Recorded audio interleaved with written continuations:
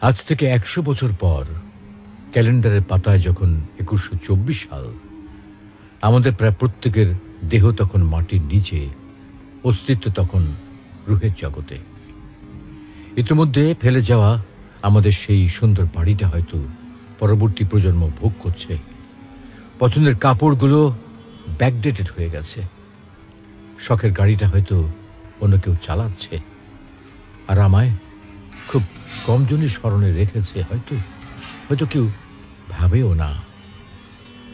হাতে তাদের সময় নেই, যাদের জন্য এত কিছু করতে করতে নিজের জীবনটাই শেষ করে দিয়েছিলাম।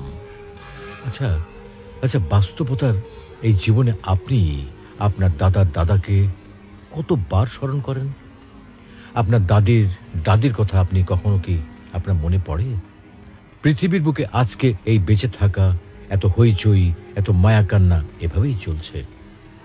গত হওয়া অসংখ্য প্রজন্মকে টপকে আমরা এই জীবন লাভ করেছি। তেমনিভাবে আগামীতে অসংখ্য প্রজন্মের ভিড়ে হারিয়ে যাবে আমাদের এই জীবন।